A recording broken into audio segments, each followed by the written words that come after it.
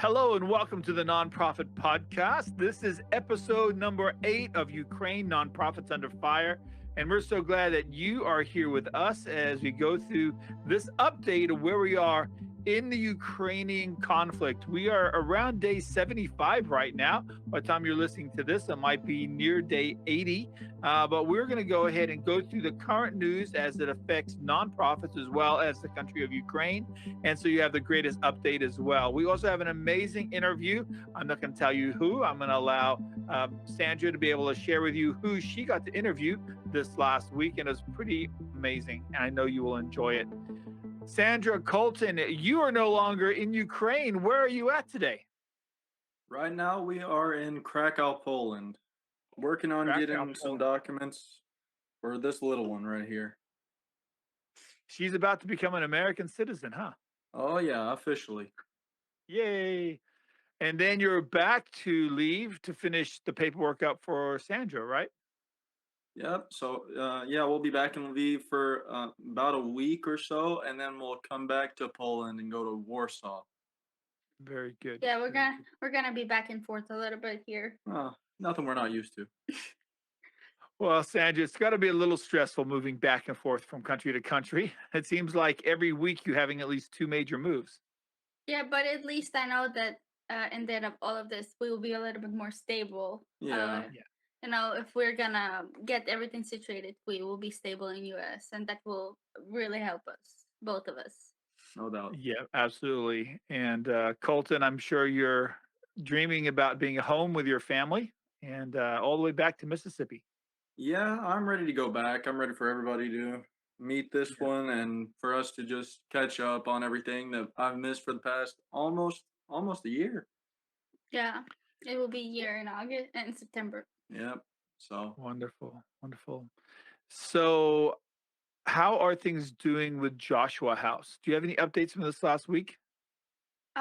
We do. Joshua House is doing a lot better. We're still working on some repairs around the house, and we're working in commercial kitchen. You know, because we will take more IDPs, and we will cook food for them in the kitchen. So we really working on that right now. It's our priority, and we're working on basement that it will be more like for living. And we're waiting for Samaritan's Purse to give us a call back on where they at and if they will use our house for helping IDPs as well. So that's Yep. kind of where we're at right now. Yep. So we had some major attacks on leave as a city last week. Has it been quiet since then? Yeah, it's been. We there's no more bombing. It was the last time that we heard anything like bombing, but right now it's calm in Lviv. the past 2 Any days, lasting results from that attack, or you got everything's pretty much back to normal? Half of Lviv is still out of power. Oh, wow. Yeah, so we're still waiting on that to get back because it's kind of hard right now to work on it, you know, with everything that's going on in the country. So they're still working on the power. Are the nonprofits that are working in that area needing to shift and move because of lack of power? So we spoke to Samaritan's Purse a bit, and they told us that they don't plan on moving anytime soon. They're standing in Lviv, and they're gonna keep it that way. So Yeah, they said no matter what happens in Lviv, they're gonna be on the ground helping out and Wow. be there for the people. That's amazing.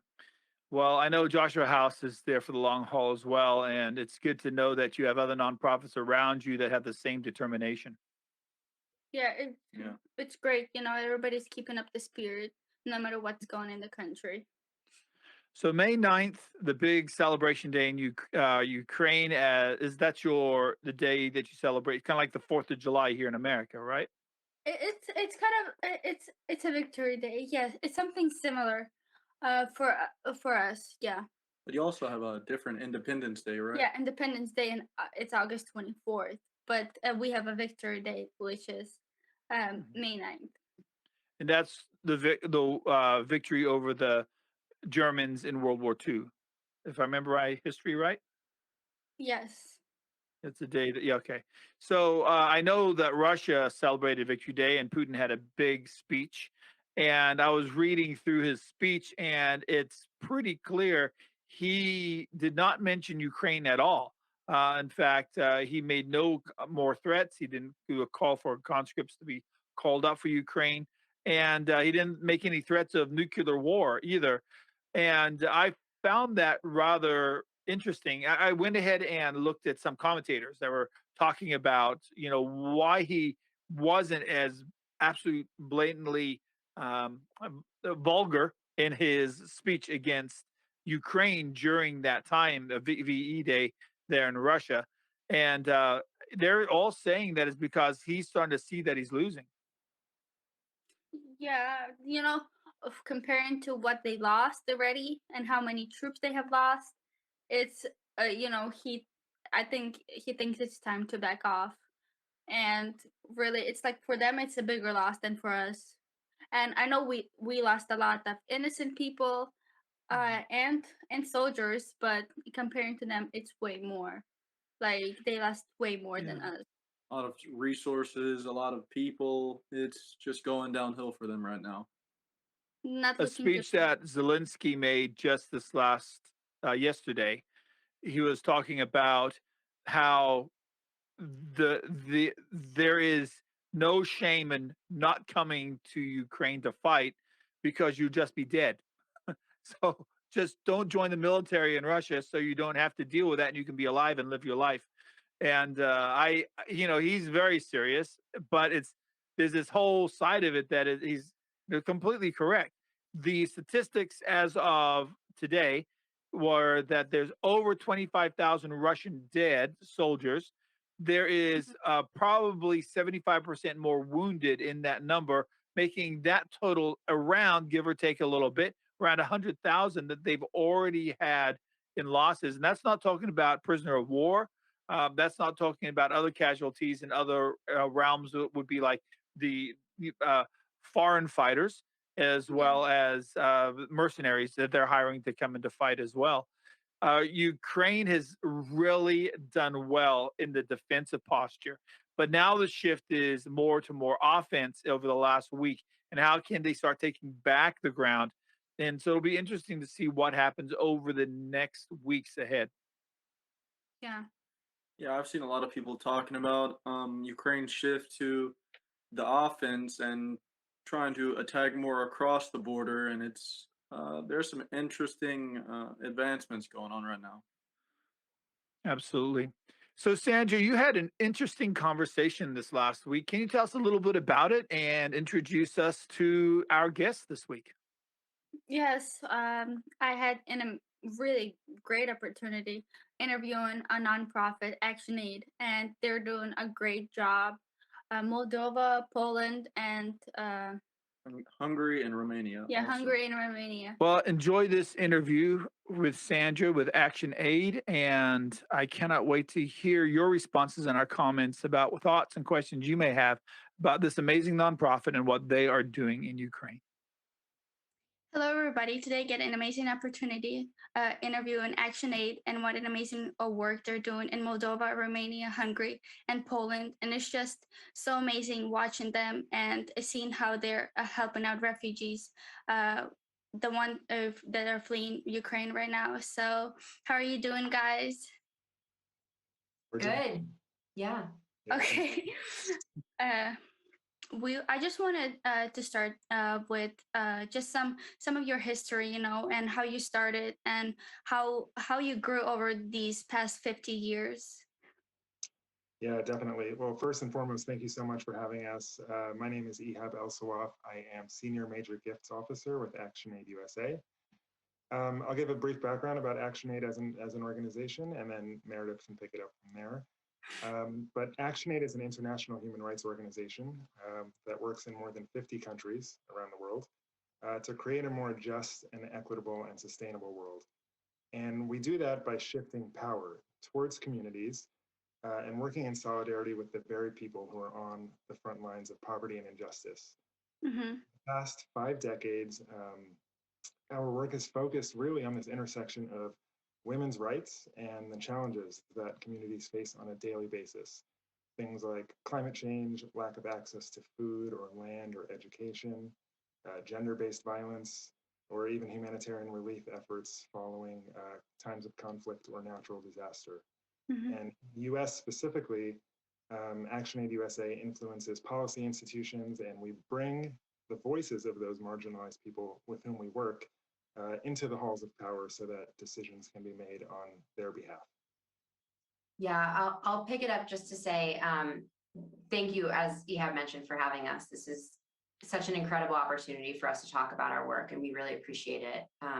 My name is Meredith Slater. I'm the Director of Development at ActionAid USA. And just sort of to pick up where Ehab left off, I would add that a lot of ActionAid's work revolves around really long-term solutions, things like Ehab mentioned, like shifting power toward communities and supporting people to claim their rights. But responding to humanitarian crises is an equally integral part of our work. Globally, ActionAid has extensive experience working with and supporting refugees across the globe. We've worked with refugees from Bangladesh to Jordan to Colombia, and it's always in line with what we call our human rights-based approach. That's all because ActionAid has a really core commitment to work with people living in poverty and exclusion. And we know that disasters disproportionately affect those very people, particularly women. Making them, in addition to creating urgent needs, disasters also often strip away the advances that have been made by communities alongside ActionAid in securing their rights and working toward an end to poverty.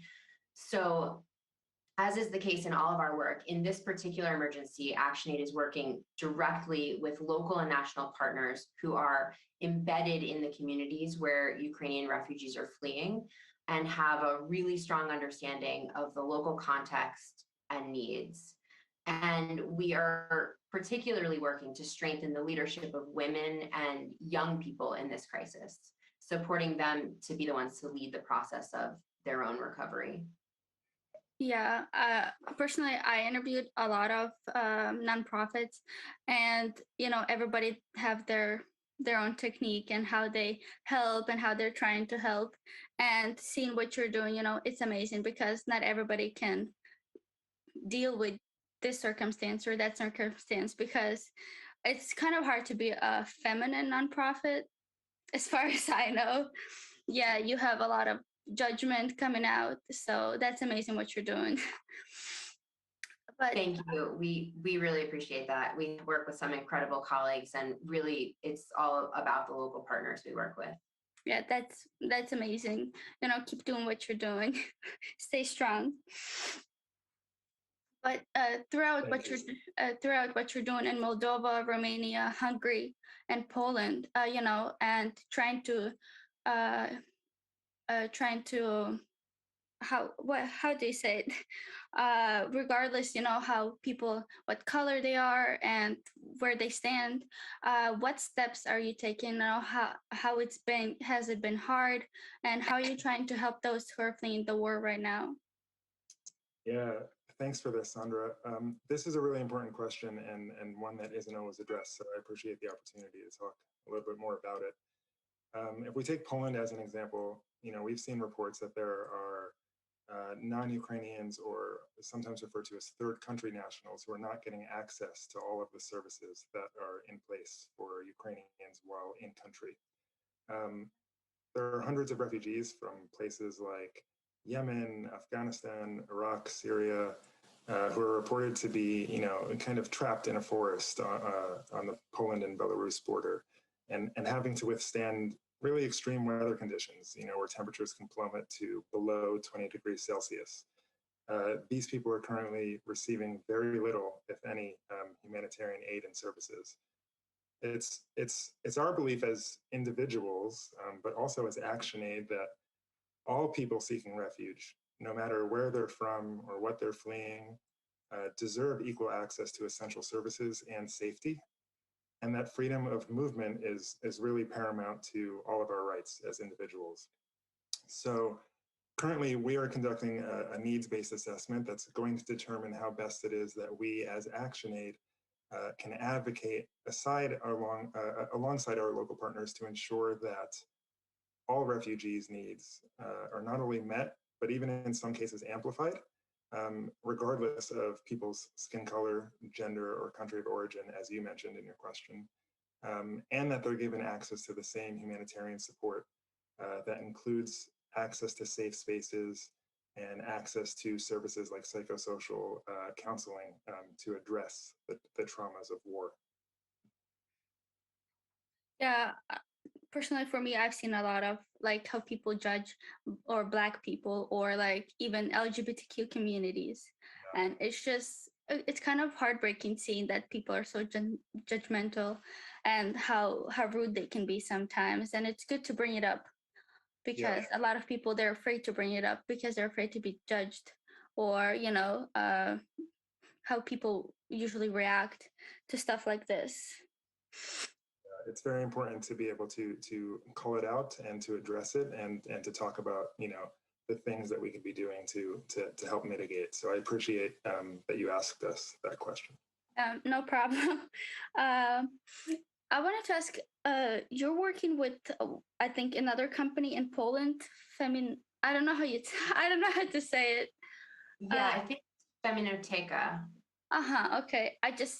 I asked my husband and I said it totally wrong. So while working with this company in Poland, have you heard maybe any stories, of gender violence or stuff like that? Yeah, unfortunately, yes. As a feminist organization, we are actually extremely concerned about the impact of war specifically on women and girls in this context. Our own work and research have taught us that women and girls often face an increased risk of gender-based violence, as you mentioned, trafficking, exploitation during these kinds of emergencies, especially when they're displaced from their own homes. Mm-hmm. And we know that already there are national and local organizations reporting cases of trafficking and missing children and extortion and exploitation. Some of our partners have shared with us that men with no identification are offering women transport and accommodation. Mm-hmm. And unfortunately, there's very little coordination from people in power to ensure that protections are in place, which means that our work in these contexts become even more imperative. So to speak specifically to our partnership with Feminoteka Foundation, that has allowed us to expand our response to immediately support women and girls through a helpline that's arranging legal and psychosocial support and counseling. And the helpline is staffed with women who are experts themselves in gender-based violence, and they can speak Ukrainian. They always maintain the confidentiality of the caller, and their work is to ensure that they can meet the immediate safety needs of anyone who's calling. And to Ehab's point earlier, we've set up another helpline in Arabic for those non-Ukrainian refugees who are fleeing other crises and still need that same sort of support and counseling and safety. So, the other thing I'd mention is that in addition to these helplines, we're also partnering with social workers to help women find places to stay, figure out which government agencies can help them. And this type of response across the board has always been core to our humanitarian signature, as we call it at Actionaid, for as long as we've done this work. And it will continue to be really as long as the work is needed. Mm-hmm. That's amazing because the stories like that are heartbreaking because that happens a lot in real life. And I heard some stories personally from my friends, and Wow. that's not the best situation.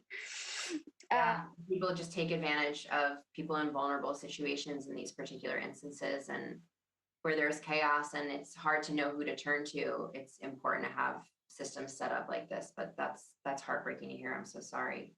Yeah, I've been in a situation like that too, and yeah, it's been a while ago, but I know what some of the women and girls are even going through. So yeah, I've been there and don't want to don't want to even go there back. Yeah. As far as I read on, you have 46 different programs all over the world, and one of the biggest one is in Africa.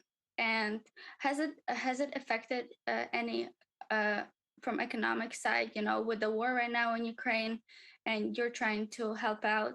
Has it affected you guys economically? Yes, unfortunately, yes. In addition to the immediate impact to the lives of the millions of Ukrainians who have fled to safety, and to those who sadly haven't, this assault has led to really devastating and unintended consequences for the rest of the world. More than a quarter of the world's exports come from Russia and Ukraine, and it's often referred to as the breadbasket of the world. And together, they are the major exporters of cereals that are really crucial for food security globally.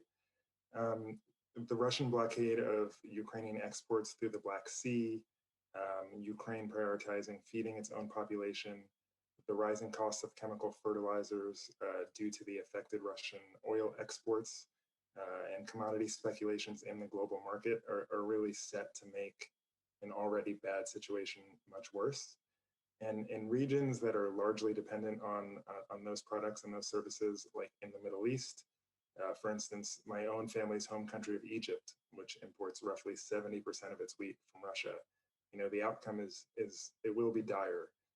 And even moving further south into the Horn of Africa, which is a peninsula area comprised of Kenya, Ethiopia, and Somalia, the effects of the crisis are already being felt on top of pre-existing and compounding issues. Mm-hmm. So specifically in Somaliland, which is a semi-autonomous region in Somalia, for example, global food prices had already reached record highs when the war on Ukraine began. And that was due to the impact of the COVID-19 pandemic, increasing climate disasters, and rising energy costs. Now, record drought, coupled with chronic water shortages, are pushing upwards of 14 million people to the brink of survival. Yeah, I would just expound on that to say that actually it's interesting that we're talking today, because Actionaid just released research today that uncovered that some communities in Somaliland are experiencing a 163% increase in bread prices since the start of the war. And cooking oil, which of course is essential, prices have increased by 260%. Our team recently was actually in Somaliland just a few weeks ago. And while we were there, we spoke with a woman named Marianne. She's a mother of 6. She's a smallholder farmer. And she shared with us this statement. She said, whatever food we consume here is made outside, such as rice, pasta, or oil. So whatever impacts the world will impact us. I am worried about not being able to get water or even food. So, we as Actionaid can't speak to what governments may or may not be doing to resolve the crisis, but what we can say is that as an international NGO with 50 years of experience, and much of that experience, like you said, across Africa, Actionaid's work exists to ensure that the needs of the most vulnerable communities are met, especially when it's most critical.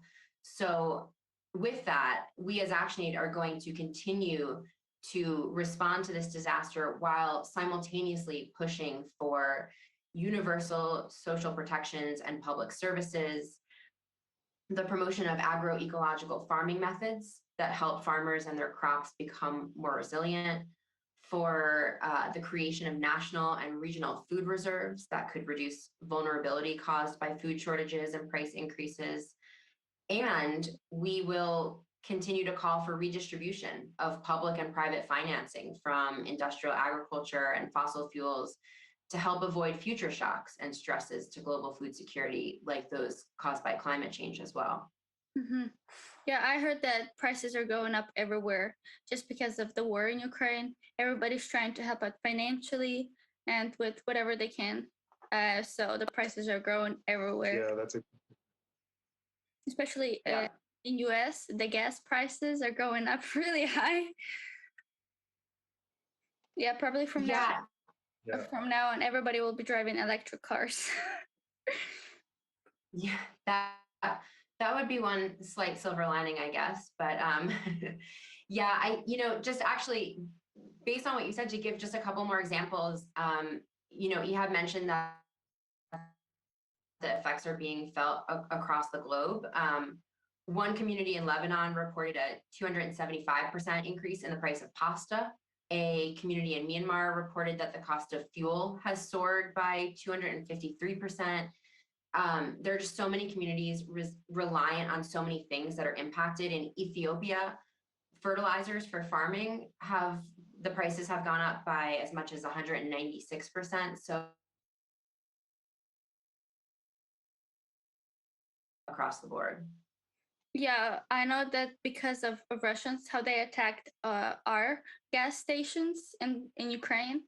Now the gas has to be brought from Europe, and it will be like way more expensive by a lot, just because of what Russia yeah. did. Yeah, it's crazy. And it goes to show, it is, it goes to show that, what happens in one part of the world oftentimes has an effect on countless other places all over the world. And it's important to recognize that everything is interconnected in that way. Yeah, but it's at least amazing seeing that still countries have heart to help, no matter what situations are. And because not everybody would have a heart to help, but a lot of countries do help Ukraine, and that's just amazing. Because I am Ukrainian, and it's just seeing how other countries are helping. It's really amazing. We just wanted to know for our listeners, how can they connect with you guys, and how can they, donate to your cause, if however they can, with supplies or with donations, and just how they can do that. Yeah, that's a great question. And what's really great about, supporting organizations like Actionaid is that being a supporter can mean different things to different people. And so whatever your level of engagement, I would say that now is the time to act. So whether you're an activist or someone who likes to sign petitions or just sign up for listservs and receive information from an organization, if you're a one-time donor or if you're a major donor, we ask that you continue to stay involved and to keep up to date with our work. You can follow Actionaid USA on all social media platforms. Our handle is @ActionaidUSA. And if you're interested in supporting our emergency response, specifically for Ukrainian refugees, or our response in the Horn of Africa, or our work in general, we do ask that you visit www.actionaidusa.org to make a donation. And of course, beyond individual giving online, just to note that we do also accept gifts from donor advised funds, gifts of stock and cryptocurrency, or even planned or bequest giving if you are interested in that. So again, all of that information is available at actionaidusa.org. Thank you so much for the information. And maybe you wanted to add something to this interview, maybe something important that you wanted to share with the audience, or something you left out that you feel that is important to share.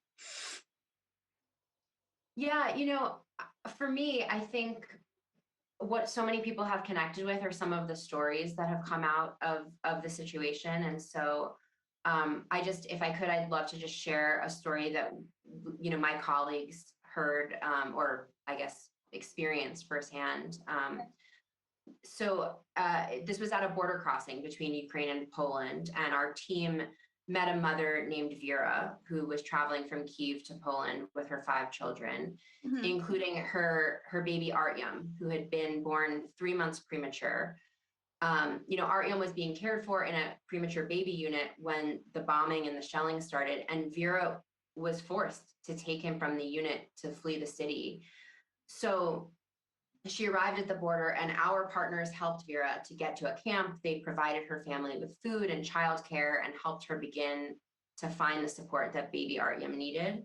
Yeah.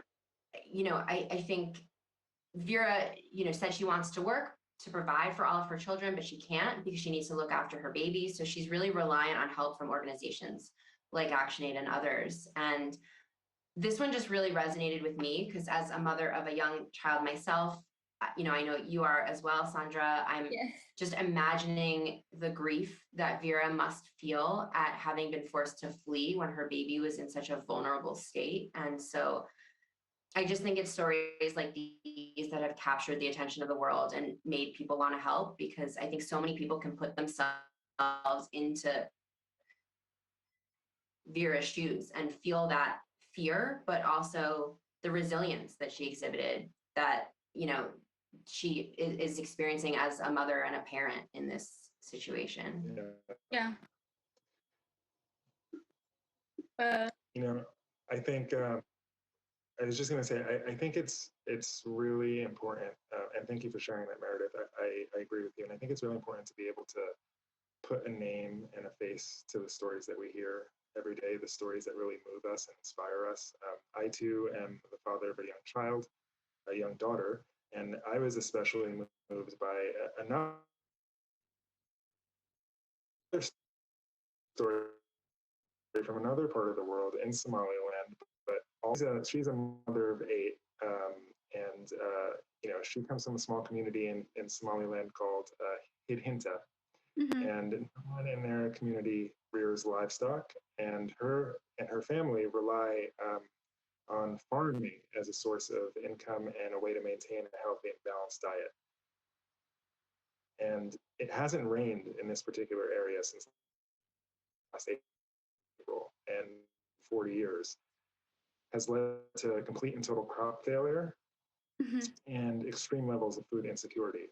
So with the impacts of the war on top of that, Amina is struggling to buy the supplemental food that she needs from the market because of the inflated prices. And that means that she's only able to cook for her 8 children just once a day. I can't even imagine, what that must feel like for Amina, for her children.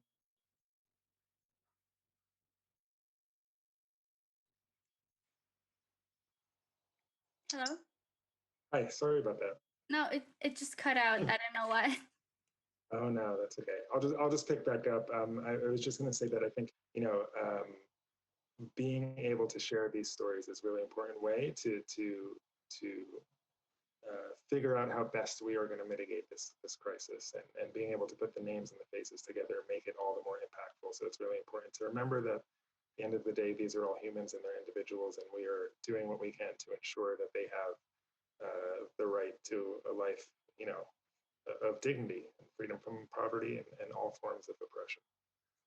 Yeah, I am a mom now since 3 weeks ago, and me and my husband, we were just walking today in a mall, and I was just saying, oh, how cute our baby is and how little she is. She's just 3 weeks old, and I don't know, he read somewhere on the internet that California is trying to get a law where you can, if you give birth to a baby, you can kill it until it's 10 months. Like you can decide, and then like you can kill it. Like if you give birth, you can still kill it until she's 10 months. But after the baby's 10 months, you can't do it anymore. And I was like, really? It was just so messed up when he said it. And I was like, it was just heartbreaking hearing that California is trying to make it as their law. And it's just what other moms are going through too. I was standing at the border too for 14 hours and seeing all of these moms with little kids trying to run and flee the war. It was just really heartbreaking because they're really so tiny and they're experiencing it already and such a young age. It's just really crazy. Yeah, I think that all 3 of us as parents of young children can relate, and there is just there are so many incredible stories of both sort of sadness but also resilience, and that's the part that inspires me.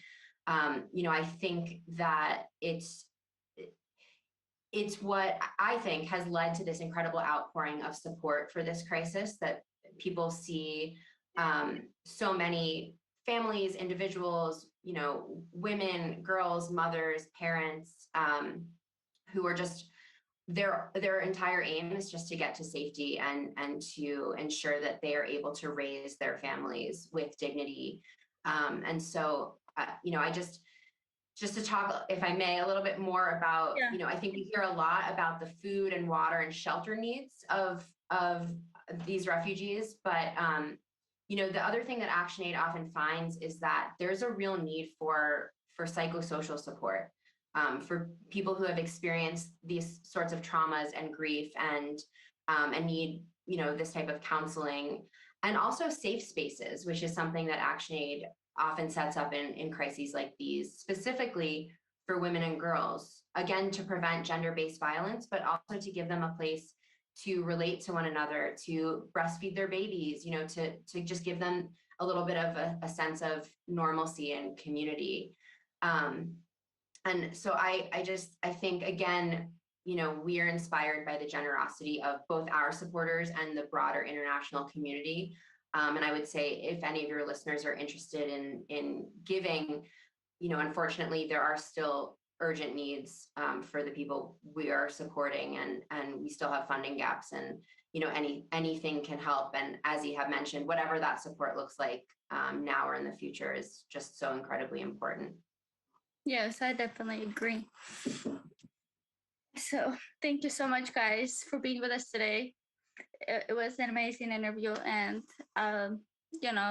just keep up the work you're doing. It's amazing, hearing the stories and what you already accomplished. Like I said before, not everybody can do the job you're doing, so just keep it up. Thank you so much, guys. Well, thank you to you, Sandra, and your listeners, and especially anyone looking to make a donation to these efforts. All of our work is community-led, like we talked about, and we're sustained by our community of supporters, without whom none of what we do would be possible. So again, thank you from the bottom of our hearts for taking the time to chat with us today, to talk to you a little bit about ActionAid, and for your collective commitment to human rights. Yes, thank you so much. Thank you, and enjoy your little one. Thank you. Sandra, thank you for that great interview. Yeah, I really enjoyed it. They had really great points, and they really had what to share. They really doing so much right now, and it's amazing seeing that people they have heart to help Ukraine, and they're doing really great job. I think it's fascinating how ActionAid is not just helping in Ukraine, but the effects of the war in other countries like Africa. That was remarkable. Their reach is so big. It's not just helping the woman who is being horribly abused, but also helping in entire countries that have secondary effects, because Ukraine provides so much of the bread, you could say, for the rest of the world. Yeah, they have a large reach, and they're doing as much as they can to help wherever they can, really, wherever they're needed. Yep. Very much so. I heard that a statistic, Egypt, 98% of all the wheat in Egypt comes from Ukraine and Russia. And that must be so scary for them right now, to have that much of their bread affected by the war. And we don't think about those things when we think of Russia's, attack on Ukraine, how it's hurting so many other people in so many other countries. Yeah, it's something that you don't fully realize the scope of until you see, like, the crippling economy effects on these other countries. It's like, I didn't even think before the war about these kind of effects, but now that it's happening, it's like, wow, you really see how much reach Ukraine and Russia have. Yep. Yeah, and Absolutely. how it really hits in differently. The war started, and then a lot of countries are losing. A lot right now. There are nonprofits that are working inside of Ukraine helping farmers plant. And I think it's fascinating. There is an interview I watched this last week of farmers in the central and even eastern part of Ukraine with body armor on, in their tractors, going and preparing to plant their wheat harvest. And in the interview, the one interview I saw was with ABC News, interviewing a group of farmers, and they're saying we don't know how to shoot guns, but we know how to plant wheat, and this is our way to be able to fight back against what Russia is doing. And so they're out there with body armor because they can be taken out by multiple things and dropped mines that might have been dropped in their fields or whatnot. And their war effort is planting the wheat and preparing for the next harvest. And we talk about the bravery of amazing soldiers and that are standing, Tank Girl and the others that are out there. And then we don't realize how much the same bravery is for the person who's just trying to keep the economy moving forward in Ukraine and Yeah. under such circumstances. It's Yeah, I've seen amazing. an interview too. I've seen an interview too. They interviewed a soldier, and he said, "Yeah, well, if I'm not guarding at night, or if I'm not doing anything, I'm planting because he has this big field that he plants, and he said Wow. if I'm not guarding something, I'm planting. I'm doing other work to help Ukraine." My And goodness. basically, you can call every Ukrainian a hero. Everybody's doing something and how they can help out. Like Mm. even mothers at home, even anybody right now, they're doing so much for Ukraine. If they're not fighting out there, they're protecting from other sides, like helping in shelters, and they're doing everything they can. Yep. I was really amazed at the fighting spirit of the Ukrainians. And when then I watched just last night this interview of one of the on the American side is our Secretary of State, and I can't remember the exact title of your representative in the Ukrainian government that is in the same position. And he was talking about that the why Ukraine is not celebrating the rescuing of this 120 or so civilians, women, children from the Azov plant in Mariupol. And he said because no one realizes that 2,500 civilians took shelter there, and only less than 200 was able to be rescued. What happened to the rest? They were murdered. They were in nuclear bunkers. These are his words, nuclear bunkers, and they received so much aerial bombardment and artillery bombardment that they collapsed on them. He says we only got out a small portion. So this is not a victory. It's just a tragedy with a few survivors. And then, of course, they can't bring out any of the military wounded. They can't bring out any of the military, and they're still there fighting and dying, trying to hold on to Ukrainian sovereign territory. Yeah. Yeah, it's crazy. Yeah, it reminds me of this other story that 60 people were killed after a bomb hit a school. Like a whole village had taken, pretty much a whole village had taken refuge in this one school in a town on the east, and a bomb hit, and they fear that 60 people were killed in that attack. Yeah, that's leading a lot of the news cycles over here as well. 90 people took shelter, 60 died. They bombed the school knowing that it was a place for people to take shelter. And Yeah, it's that continual a war of horror that Russia is trying to put on Ukraine. And it's something that is so devastating, so sad. yeah. Let's change the subject to something more happy. That little Yeah. bundle in your arms, she by this time next week should have her paperwork, right? Yep, she should be a citizen of the U.S. and even a citizen of Ukraine. Also, I think. Yeah, she will have dual citizenship. Yay. And so then you head back to Ukrainian side to finish your paperwork up, Sandra. And then Yes. here in maybe a few weeks, you guys will be able to come Yeah. stateside. That's what we're Yeah. hoping for. She be little Oh, American girl. American. wonderful. That's beautiful. Yeah. Well, I really hope that you both stay very safe. And I cannot wait to speak with you again next week with a next incredible interview. Who are Looking we forward. talking to this next week? We're talking to Global Giving, which is another great nonprofit helping out in Ukraine right now. Yep, they're an amazing nonprofit, and they're in country as well. That Yeah. is a pretty exciting interview. Can't wait to hear that next week. You guys stay safe. You too. Take care now. Thank Bye you. bye. Bye. And for all of you that are watching this podcast, thank you so much for being a part of this journey that's taking place in Ukraine, the journey with Sandra, with their new baby, with Colton, and where they're going to be next. It seems like this move number 9, right, guys? Something along those lines. We'll see. 9 Yeah. or 10, we're 9 or count. 10. All right. I'm running out of fingers after that. So we'll Yeah. have to. Well, you have a too. wonderful week and stay safe. Goodbye.